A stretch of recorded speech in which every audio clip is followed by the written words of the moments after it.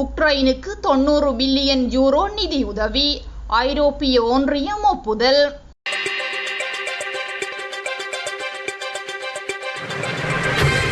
ரஷ்யாவுடன் கடந்த 4 ஆண்டுகளுக்கு மேலாக கடும் போர் புரிந்து வரும் உக்ரைன் நாடு முன்னொருபோதும் இல்லாத வகையில் கடுமையான நிதி நெருக்கடியில் சிக்கி தவித்து வருகின்றது. போருக்காக தன் கஜானாவை காலி செய்துள்ள உக்ரைனுக்கு புதிய உயிர் கொடுக்கும் வகையில் சுமார் 90 பில்லியன் யூரோ நிதியுதவி வழங்க ஐரோப்பிய ஒன்றியம் அதிகாரப்பூர்வமாக ஒப்புதல் அளித்துள்ளது. இந்த நிதியுதவிக்கு முட்டுக்கட்டை போட்டு வந்த ஹங்கேரி பிரதமர் விக்டர் ஓர்பன் சமீபத்திய தேர்தலில் தோல்வியை தழுவியதுடன் இதையடுத்து அங்கு அமைந்த புதிய அரசு இந்த திட்டத்துக்கு ஆதரவு தெரிவித்ததால் பல மாதங்களாக முடங்கி கிடந்த நிதி சிக்கல் தற்போது முடிவுக்கு வந்துள்ளது. மேலும் இந்த நிதியுதவி குறித்து உக்ரைன் ஜனாதிபதி ஜெலன்ஸ்கி கூறுகையில், இந்த நிதி எங்களுக்கு கிடைத்த மிகப்பெரிய நிம்மதி.